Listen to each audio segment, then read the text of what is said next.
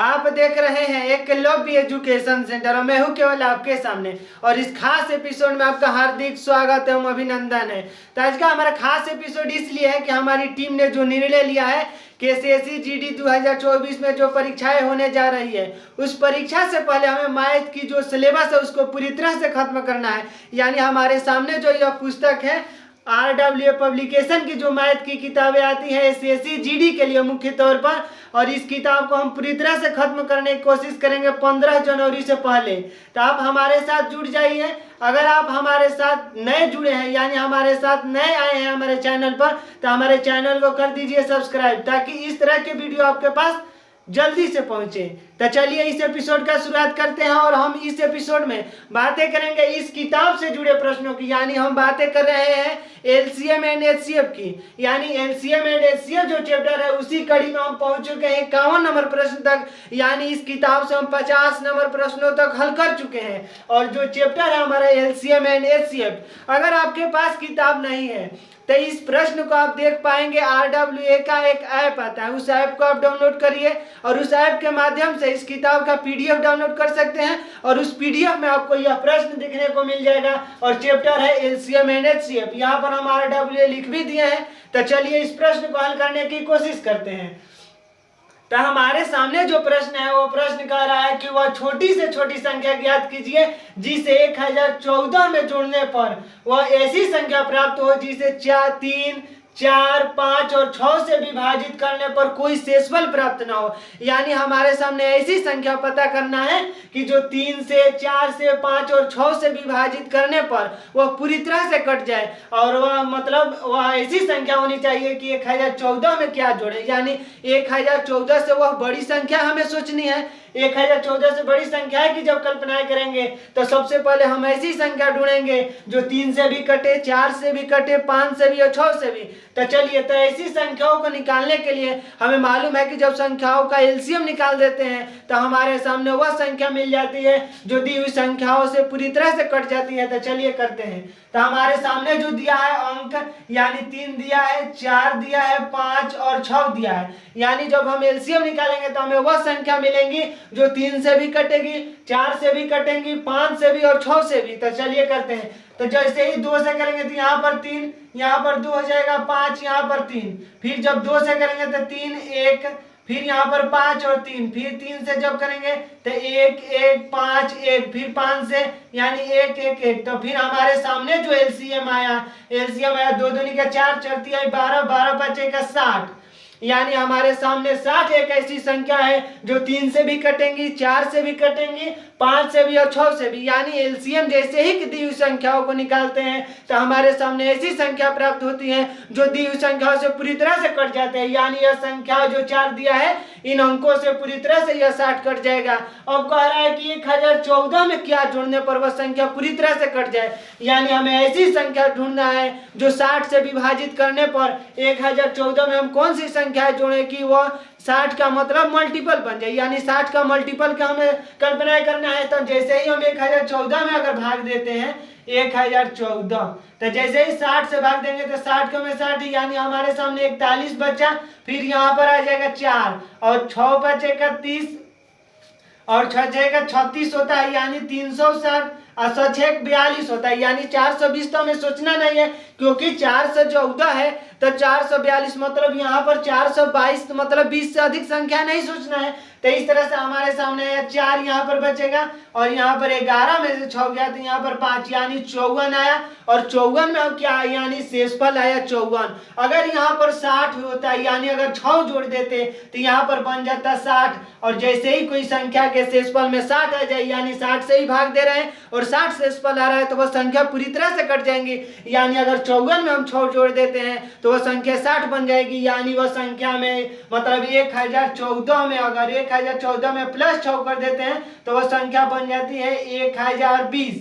और 1020 एक ऐसी संख्या है जो 60 से पूरी तरह से कट जाएंगी, यानी हमारे सामने जो संख्या जुड़ना है वह यानी वह छोटी से छोटी संख्या ज्ञात कीजिए जिसे 1014 में जोड़ने पर ऐसी संख्या प्राप्त हो जिसे 3, 4, 5, 6 से विभाजित करने पर कोई शेषफल प्राप्त न हो। यानी जैसे ही 1014 में 6 जोड़ देते हैं तो वह संख्या जो शेषफल 54 बच जा रहा है वह 60 हो जाएगा, और 60 हो जाएगा तो निश्चित तौर पर वह संख्या 60 से विभाजित हो जाएंगी। यानी हमारे सामने जो संख्या जोड़नी है वह 6 जोड़ना है।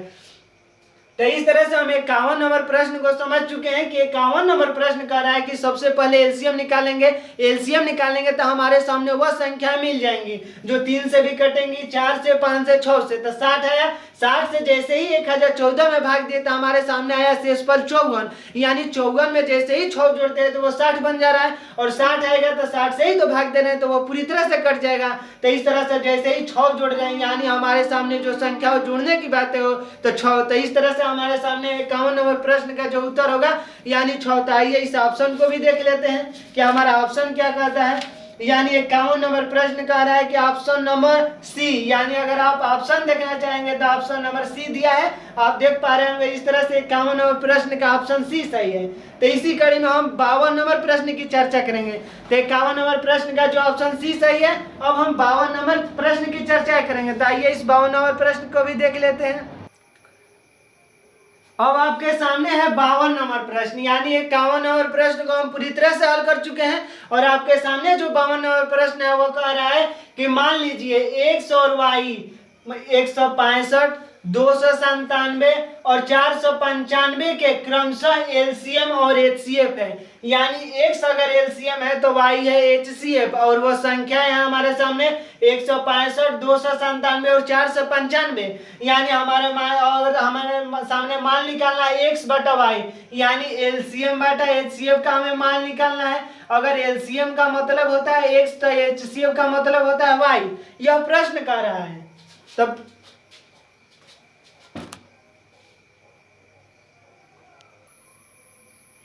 यानी हमारे सामने जो कह रहा है कि x बटा वाई, तो x का मतलब होता है एलसीएम और y का मतलब है एचसीएफ। यानी हमारा प्रश्न भी कह रहा है कि मान लीजिए x और y 165, 297 और 495 के क्रमशः का मतलब रेस्पेक्टिवली, यानी एलसीएम और एचसीएफ। यानी अगर एलसीएम x है तो एचसीएफ y है। यह प्रश्न कह रहा है। तो आइए इस प्रश्न को हल करते हैं। यानी 165, 297 और 495 का हमें एक बार एलसीएम निकालना है, पुनः एक बार एचसीएफ निकालना है, फिर हम उससे भाग देंगे तो हमारा उत्तर आ जाएगा। तो सबसे पहले जैसे ही हम एचसीएफ की जब कल्पना करेंगे यानी एचसीएफ जब निकालेंगे तो हमारे सामने 165 297 से छोटा है, यानी हम 297 में 165 से भाग देंगे। एचसीएफ भाग विधि से हम कर रहे हैं और यह सामान्य तौर पर आप समझ पा रहे हैं हमारे भावनाओं को। तो इस तरह से जैसे ही हम एक बार में करेंगे तो यहाँ पर हो जाएगा 165, यानी बचेगा 2, यहाँ पर बचेगा 9 में से जब 6 हो जाएगा तो 3, और यहाँ पर बचेगा 1, यानी 2 में से 1 गया तो 1 बचेगा, यानी आया 132। फिर अगर हम 165 में 132 से भाग देते हैं तो एक बार में जाएगा और यहाँ पर बचेगा 3 और यहाँ पर बचेगा 3, यानी 33 आया। अब कह रहा है कि 33, फिर हम भाग देंगे जैसे ही 132 में, यानी हमारे सामने आएगा 4, और 4 बार में करेंगे तो 132 पूरी तरह से कट जा रहा है, यानी जो 33 है यानी हमारा जो एचसीएफ होगा 33 होगा। आइए इसको 2 मतलब 2 से इस 495 में भी 2 33 से कर देते हैं, यानी 495 में जब 33 से करेंगे तो एक बार में जाएगा यहाँ पर 6, यहाँ पर 1 और यहाँ पर 5, यानी जैसे ही हम 5 बार में कर देते हैं, 4 बार में अगर 132 आया है तो 5 से गुणा कर देंगे 33 में तो आ जाएगा 165, और 165 पूरी तरह से कट जा रहा है, यानी हमारे सामने जो एचसीएफ होगा एचसीएफ 33 होगा। यानी जैसे ही आप भाग विधि से एचसीएफ निकालने की कोशिश करेंगे तो एचसीएफ आएगा 33। सबसे पहले एचसीएफ निकालने के लिए हम सोचते हैं कि बड़ी छोटी संख्या कौन है, यानी 165 297 से छोटा है, यानी हम 165 से 297 में जैसे ही भाग देंगे तो हमारे सामने एचसीएफ भाग विधि से कर रहे हैं तो 33 आया। फिर 33 से 495 में भाग दिए तो वो पूरी तरह से कट जा रहा है, यानी 33 एक ऐसा हाईएस्ट कॉमन फैक्टर है जो मतलब 165 भी कट रहा है 33 से, 297 भी कट रहा है और 495 भी कट रहा है। इस तरह से जो हमारा एचसीएफ होगा वो निश्चित तौर पर 33 होगा। और एचसीएफ का मतलब होता है वाई, यानी अगर हम वाई की वैल्यू निकाल दिए हैं, अब हमें एक्स की वैल्यू की कल्पना करना है, यानी हम इनका एलसीएम जब निकालेंगे तो हमारे सामने होगा 165, 297 और हमारे सामने है 495। तो जब ये जैसे ही अब एलसीएम की बातें करते हैं तो यह संख्या निश्चित तौर पर 2 से नहीं कटेंगी, यानी इनके इकाई स्थान पर अगर 2 नहीं है तो यह संख्या 2 से नहीं कटेंगे। अब हम 3 के बारे में कल्पना करेंगे, यानी 6 1 7 और 7 5 12, यह 3 से जरूर कटेंगी। तो 3 से जैसे ही कटा देंगे तो 3 बचे का 15, एक बचा और 3 बचे का 15, यानी 3 बचे का 15, एक बचा और फिर 15 तो कट गया। फिर हम कटेंगे 9 का 27, यहाँ पर बचेगा 2 और यहाँ पर फिर 9 का 27, यानी 99 हो गया। यानी 99 में अगर 3 से गुणा कर देते हैं तो 297 हो जाता है। फिर हमारे सामने है 495, यानी एक बढ़ जाएगा। फिर यहाँ पर एक बचेगा तो 19, यानी 6 का 18, एक बचेगा तो 3 पाँच का 15। फिर हमारे सामने जो संख्या कटेंगी 3 से कटेंगी, यानी 9 दूनी का 18 तो 3 से, तो यहाँ पर 55 ही होगा, यहाँ पर 33 होगा। फिर यहाँ पर 6 1 7 7 5 12, यानी 3 पाँच का 15, एक बचा, फिर 3 पाँच का 15। फिर हमारे सामने 3 से ही कटेंगी ये संख्या, यानी 55 11 55। फिर हम जैसे ही 11 से कटेंगे, 5 से कटेंगे तो यहाँ पर 11, फिर 11, फिर 11, फिर 11 से जब कटेंगे तो यह पूरी तरह से कट जा रहा है। यानी हमारे सामने जो एलसीएम होगा, यानी एलसीएम होगा 3 का 9, 9 27, 11 5 95, मतलब 11 5 का 55, यानी 27 गुणे 55 करेंगे, यानी 7 5 का 35, 3, यहाँ पर 5 दूनी का 10, 3 13, यानी एक बार पुनः करेंगे कि 3 का 9, 9 27 हुआ।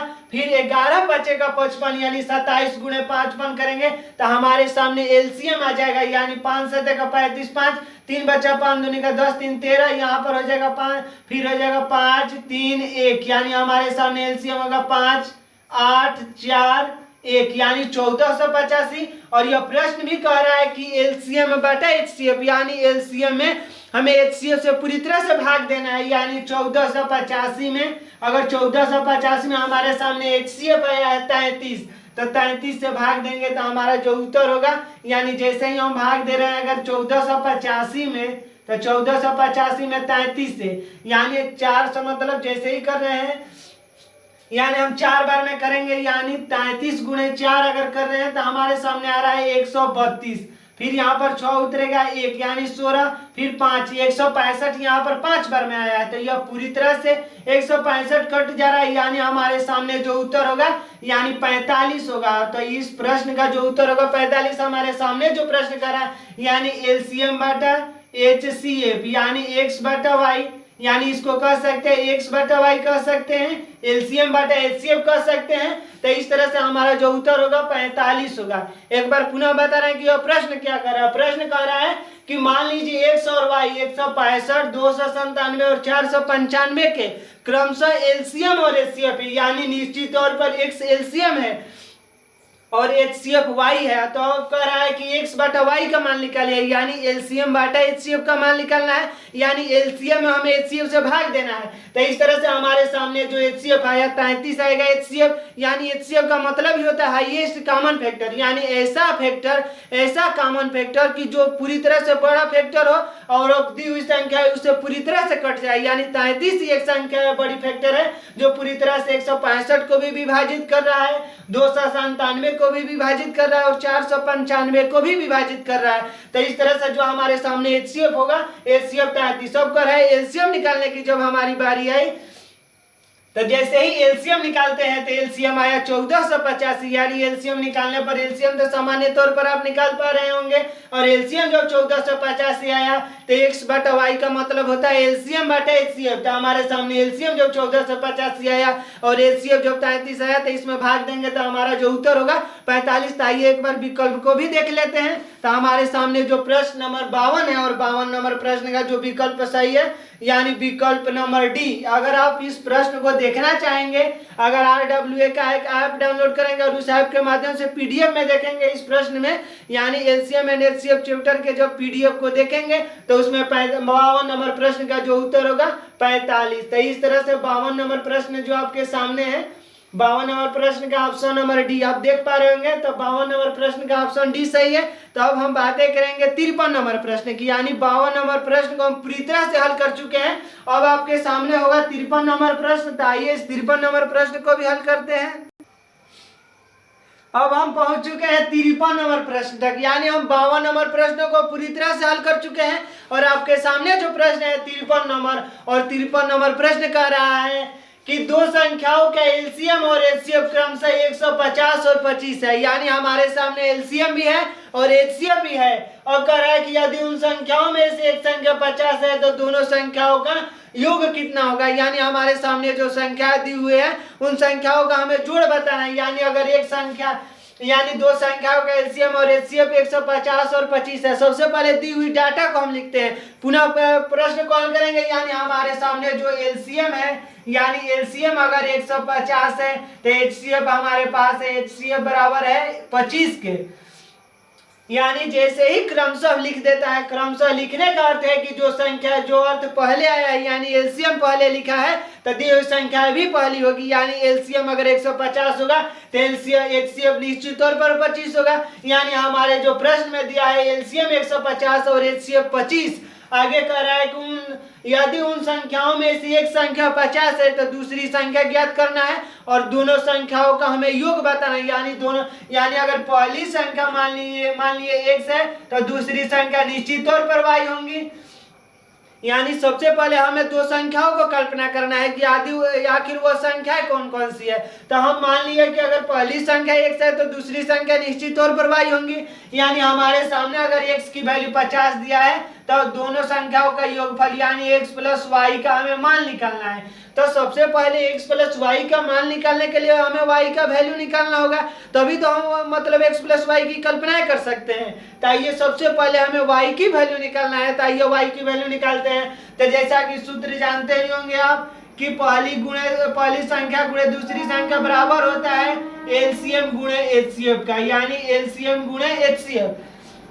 यानी अगर दी हुई संख्याओं में गुणा कर देते हैं, यानी दो संख्याओं का जो गुणा होता है वो बराबर होता है एलसीएम गुणे एचसीएफ का। यानी दो संख्याओं के जो गुणनफल मतलब जो गुणा करते हैं, जो रिजल्ट आता है वो बराबर होता है एलसीएम में जब एचसीएफ से गुणा कर देते हैं। तो वही तो प्रश्न भी कर रहा है। तो हमें सबसे पहले y की वैल्यू निकालना है, उसके बाद पुनः हम कल्पना करेंगे x प्लस वाई की। यानी अगर y की वैल्यू ही नहीं निकालेंगे तो x प्लस वाई की हम चर्चाएं कैसे कर सकते हैं। तो चलिए सबसे पहले y की वैल्यू निकालते हैं। तो हमारे सामने अगर x दिया है और y दिया है, यानी हमारे सामने होगा 150 गुणे 25। अगर x का वैल्यू 50 दिया है तो y होगा, यानी 150 गुणे y बराबर 150 गुणे 25। तो y बराबर हो जाएगा 150 गुणे 25 बराबर बटा में 50, क्योंकि अगर इधर गुणा है तो उधर भागा हो जाएगा। यानी जैसे ही 50 तिहाई का मतलब 150 हो जाएगा, यानी y बराबर हो जाएगा 75। अब कह रहा है कि x प्लस वाई का हमें मान निकालना है। यानी अगर हम y की वैल्यू निकाल दिए, यानी इस प्रश्न में सबसे पहले महत्वपूर्ण है कि दो संख्याओं को मान लिया। अगर तो एक संख्या अगर x है तो दूसरी संख्या निश्चित तौर पर y होंगी। यानी अगर x की वैल्यू दिया है 50 तो हमें y की वैल्यू निकालना है। और हमारे सामने जो सूत्र होता है कि पहली संख्या गुणे दूसरी संख्या बराबर होता है एलसीएम गुणे एचसीएफ। यानी हमारे सामने x इंटू वाई बराबर 150 गुणे 25। इस तरह से हम y की वैल्यू निकाल दिया और y की वैल्यू निश्चित तौर पर 75 होगा। अब कह रहे x प्लस वाई, यानी x अगर 50 है अगर y 75 है तो हम दोनों को जोड़ेंगे तो हमारे सामने आएगा 125 और 125 ही हमारा उत्तर होगा, क्योंकि दोनों संख्याओं का योग बताना है। यानी दोनों संख्याओं को हमें जोड़ना है। यानी x की वैल्यू जितनी है और y की वैल्यू हमें जोड़ देना है और जो रिजल्ट आएगा वही हमारा उत्तर हो जाएगा। यानी जो हमारे सामने 53 नंबर प्रश्न है, 53 नंबर प्रश्न का जो उत्तर होगा 125। आइए इस विकल्प को भी देख लेते हैं। तो विकल्प नंबर यानी 53 नंबर प्रश्न का जो विकल्प सही है विकल्प नंबर ए। अगर आप इस प्रश्न में देखना चाहेंगे विकल्प की तो विकल्प नंबर ए सही है। आपको हम यहाँ पर दिखा भी दे रहे हैं कि 125, यानी 53 नंबर प्रश्न का जो उत्तर होगा विकल्प नंबर ए 125। तो इस तरह से हम 53 नंबर प्रश्नों को पूरी तरह से हल कर चुके हैं। अब आपके सामने होगा 54 नंबर प्रश्न, यानी आपके सामने हम 54 नंबर प्रश्नों को हल करने की कोशिश करेंगे। अब आपके सामने है 54 नंबर प्रश्न। तो आइए इस 54 नंबर प्रश्न को पूरी तरह से हल करने की कोशिश करते हैं। तो हमारे सामने जो 54 नंबर प्रश्न कह रहा है कि पहली 4 अभाज्य संख्याओं के एलसीएम का और पहली 3 भाज्य संख्याओं के एचसीएफ से अनुपात ज्ञात करें। यानी हमें अनुपात बताना है। अनुपात का मतलब होता है रेशियो। तो हमें रेशियो बताना है कि पहली 4 अभाज्य संख्याओं के एलसीएम का रेशियो और पहली 3 भाज्य संख्याओं का एचसीएफ का हमें रेशियो बताना है। तो चलिए इस प्रश्न को हल करते हैं और बहुत ही महत्वपूर्ण प्रश्न है। तो आइए मतलब पहली 4 अभाज्य संख्याओं के एलसीएम यानी पहली 4 अभाज्य संख्याओं को यानी हमारे सामने पहली 4 अभाज्य संख्या यानी प्राइम नंबर हो सकता है 2, 3, 5 और 7। पहली 4 अभाज्य संख्याओं की जब कल्पनाएं होंगी तो हमारे सामने अभाज्य संख्या आप निश्चित तौर पर जानते होंगे कि अभाज्य संख्या वह संख्या होती है जो स्वयं एक से नहीं तो स्वयं से कटते हैं, यानी उनका फैक्टर 1 होता है, नहीं तो वह संख्या स्वयं ही होती है। तो हमारे सामने है 2, 3, 5, 7 और निश्चित तौर पर यह अभाज्य संख्या है। अब कह रहा है कि पहली 3 भाज्य संख्याओं के एचसीएफ यानी हमें इनका एलसीएम निकालना है और पहली 3 भाज्य संख्याओं का यानी हमें ऐसा भाज्य संख्याओं को हम लिख सकते हैं जैसे भाज्य संख्या यानी पहली 3 भाज्य संख्याओं का एचसीएफ निकालना है। तो भाज्य संख्या हमारे सामने 2, इसके बाद है 4, इसके बाद है 6 यानी 2, 4, 6 ये तो भाज्य संख्या है। यानी अगर 2 भी भाज्य संख्या है, 4 भी भाज्य संख्या और 6 भी भाज्य संख्या है। अब कह रहा है कि इसका अनुपात यानी एचसीएफ से अनुपात ज्ञात करें। यानी हमारे सामने एचसीएफ निकालना है। तो चलिए इस प्रश्न को हल करते हैं। यानी जैसे ही इसका एलसीएम की जब बातें कर रहे हैं तो हमारे सामने एलसीएम होगा 2, 3, 5, 7। जो एलसीएम होगा 2 से करेंगे तो 1, 3, 5, 7, फिर 3 से करेंगे तो यहाँ पर 1, 1, 5, 7, फिर 5 से करेंगे तो 1, 1, 5 मतलब एक साथ यहाँ पर 7 से तो पूरी तरह से हो जाएगा। यानी हमारा जो एलसीएम होगा वो एलसीएम होगा 2, 3, 6, 6, 5, 31 और 17 का 21 यानी 210 हुआ। यानी एलसीएम जब निकालेंगे दी हुई संख्याओं के यानी 2, 3, 5, 7 का जब एलसीएम निकालेंगे तो एलसीएम होगा 2, 3, 6, 6, 5, 31 और 17 का 21 मतलब 210। अब कह रहे हैं कि भाज्य संख्या यानी 2, 4, 6 का एचसीएफ निकालना है। यानी जैसे ही एचसीएफ की बातें होंगी यानी हमारे सामने जो एचसीएफ होगा यानी 2 ही होगा, क्योंकि हमें मतलब जैसे हम 2 को अगर कर रहे हैं तो 2 से एक बार में कट जा रहा है। अगर 4 को कर रहे हैं तो 2 फिर यहाँ पर 2, फिर जैसे ही हम 6 को कर रहे हैं तो यहाँ पर 2 और यहाँ पर 3। यानी हमारे सामने जो कॉमन मिल रहा है 2 एक बार मिल रहा है और हाईएस्ट कॉमन फैक्टर की कल्पनाएं हो रही है। यानी हमारा जो एचसीएफ होगा 2। तो इस तरह से जैसे ही एचसीएफ अगर 2 आया और एलसीएम 210 आया। अब कह रहा है कि मतलब इसका अनुपात ज्ञात करना है। यानी एलसीएम और एचसीएफ की जब अनुपातों की बातें हो या कल्पनाएं हो रही है यानी 210 यानी 210 रेशियो 2 यानी एलसीएम और एचसीएफ यानी एलसीएम पहले है और एचसीएफ बाद में है। तो इस तरह से 210 रेशियो 2 यानी इस तरह से 2 से घटा देंगे तो 105 रेशियो 1 लिख सकते हैं। निश्चित तौर पर लिख सकते हैं। अगर हमारे सामने अगर ऑप्शन दिया होगा 210 रेशियो 2 तो वो भी ऑप्शन सही है। अगर ऑप्शन दिया होगा 105 रेशियो 1 तो वो भी ऑप्शन सही है। तो आइए ऑप्शन को देखते हैं। तो हमारे सामने जो 54 नंबर प्रश्न है 54 नंबर प्रश्न का जो ऑप्शन सही है ऑप्शन ए सही है। तो इस तरह से ऑप्शन ए को हम टिक कर देंगे और ऑप्शन ए बिल्कुल सही आप देख पा रहे होंगे। हमारे सामने जो 54 नंबर प्रश्न है 54 नंबर प्रश्न का ऑप्शन ए बिल्कुल सही है। और इस तरह से हम 54 नंबर प्रश्नों को पूरी तरह से हल कर चुके हैं। और 54 नंबर प्रश्न का जो उत्तर होगा यानी 105 रेशियो 1 यानी जो हमारे सामने एलसीएम और एचसीएफ के जब अनुपात की कल्पनाएं हो रही है तो 105 रेशियो 1 ही होगा। इस तरह से ऑप्शन 1 सही है। अब हम करेंगे 55 नंबर प्रश्नों को हल। अब आपके सामने है 55 नंबर प्रश्न यानी बहुत ही महत्वपूर्ण प्रश्नों के साथ आपके सामने हम हाजिर हुए हैं और 55 नंबर प्रश्न तक पहुंच गए। यानी इस एपिसोड में हम बातें किए 51 से लेकर 54 तक प्रश्नों को पूरी तरह से हल कर चुके हैं और आपके सामने जो प्रश्न दिख रहा है वो सामने है 55 नंबर प्रश्न। तो आइए इस 55 नंबर प्रश्नों को भी हल कर देते हैं। तो हमारे सामने जो प्रश्न कर रहा है कि वह छोटी से छोटी संख्या ज्ञात करें जिसमें 18 जोड़ने पर प्राप्त संख्या 28, 36 और 48 से पूर्णतः विभाज्य हो जाए। यानी हमारे सामने वह संख्या मिलेंगी, यानी 18 जोड़ने पर ही वह विभाज्य होंगी, यानी जो एलसीएम निकालेंगे। जैसे ही छोटी से छोटी संख्याओं की जब हमारे सामने कल्पनाएं हो रही हैं, यानी अगर किसी प्रश्न में जैसे ही वह ऐसी संख्याओं की बातें कर रहा है कि वह छोटी से छोटी संख्या ज्ञात कीजिए, यानी एलसीएम निकालेंगे, तभी तो लोएस्ट कॉमन मिलेगा। यानी एलसीएम का अर्थ ही होता है लोएस्ट कॉमन।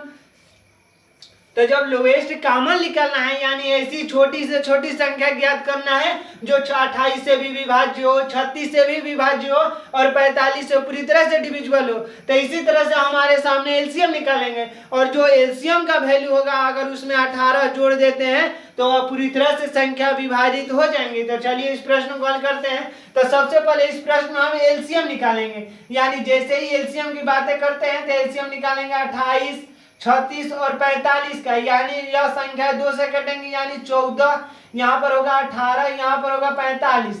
फिर जैसे ही 2 से करेंगे तो 7, 9, 45।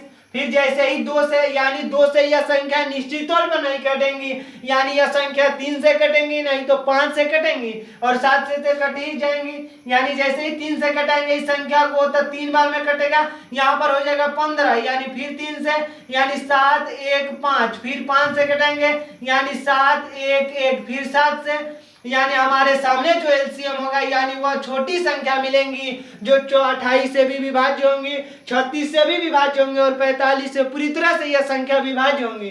तो इस तरह से हमारे सामने जो होगा 2 दूनी के 4, 4 तिहाई 12, 12 तिहाई 36, यानी हम ऐसे भी कर सकते हैं 2 दूनी के 4 और 4 तिहाई 12, 12 बचे का 60 और 60 में जैसे ही 21 से गुणा कर देंगे, यानी 60 गुणे 21, यानी हो जाएगा 0,6, यहाँ पर हो जाएगा 2 6 का 12, यानी हो जाएगा 0,6, 1260, यानी 12 से 60 है और कह रहे हैं कि 18 जोड़ने पर, यानी 18 कम कर देंगे, यानी हमारे सामने जो संख्या होंगी 1242। यानी अगर 1242 में तो हमारे सामने आएगा 1242 में अगर 18 जोड़ देते हैं तो वह संख्या बन जाएंगी 260 और 260 में एक ऐसी संख्या है जो निश्चित तौर पर 28 से भी विभाज्य होंगी, 36 से भी विभाज्य हो रही है और 45 से भी विभाज्य हो रही है। यानी सबसे महत्वपूर्ण इस प्रश्न में यह है कि हमें यह समझना है कि जैसे ही कर रहा है कि जिसमें 18 जोड़ने पर, यानी हमें वह संख्या ढूंढना है, यानी जो एलसीएम निकालेंगे वो एलसीएम जो निकलेगा, यानी जो हमारे सामने एलसीएम का रिजल्ट है 12 से 60, यानी 12 से 60 तो पूरी तरह से विभाज्य है। यानी इन संख्याओं से अगर 28 से भी 12 से 60 पूरी तरह से विभाज्य होगा, 36 से भी पूरी तरह से डिविजिबल है और 45 से भी पूरी तरह से विभाज्य है। तो हमें 18 जोड़ने की जैसे ही कल्पना कर रहा है, यानी वो संख्या निश्चित तौर पर 12 से 42 हुई होंगी। अगर 12 से 42 में जोड़ेंगे तभी तो वह 12 से 60 होगा और 12 से 60 निश्चित तौर पर विभाज्य हो रही है, यानी हमारा जो उत्तर होगा 12 से 42। 12 से 42 में 12 जोड़ने पर ही तो वह संख्या 12 से 60 बन रही है। तो इस तरह से इस मतलब जो 55 नंबर प्रश्न है, 55 नंबर प्रश्न में जो उत्तर होगा 12 से 42। 12 से 42 इसलिए होगा क्योंकि 12 जो मतलब 18 जोड़ने पर विभाज्य हो रही है, यानी 18 जोड़ने पर वह संख्या 12 से 60 बन रही है। तो वह संख्या निश्चित तौर पर 12 से 42 होंगी और 12 से 42 में जैसे ही 18 जोड़ दे रहे हैं तो वह बन जा रहा है 12 से 60 और 12 से 60 इससे विभाज्य है। तो जो हमारा उत्तर होगा 12 से 42। आइए एक बार ऑप्शन को भी देख लेते हैं और हमारा जो 55 नंबर प्रश्न का ऑप्शन कह रहा है 12 से 42, यानी ऑप्शन नंबर डी। यानी जैसे ही 55 नंबर प्रश्न को अगर आप हल करना चाहेंगे तो 55 नंबर प्रश्न का जो उत्तर होगा डी ऑप्शन 12 से 42। आप शायद देख पा रहे होंगे तो 12 से 42 इस प्रश्न का उत्तर होगा। तो आज के इस खास एपिसोड में हम लोग बातें की 51 नंबर प्रश्न की, 52 नंबर, उसके बाद 53, 54 और 55 नंबर प्रश्न को पूरी तरीकों से हल कर चुके हैं। तो आज के इस खास एपिसोड में बस इतना ही। अगर आप हमारे चैनल पर नए हैं तो हमारे चैनल को कर दीजिए सब्सक्राइब और बेल आइकन को भी दबा दीजिए ताकि हमारे द्वारा अपलोड किया गया हर वीडियो आपके पास सबसे पहले पहुंचे और इसका नोटिफिकेशन भी सबसे आपके पास पहुंचे सबसे पहले। तो इसके लिए हमारे चैनल को सब्सक्राइब करिए और बेल आइकन को दबाइए। तो धन्यवाद, थैंक यू।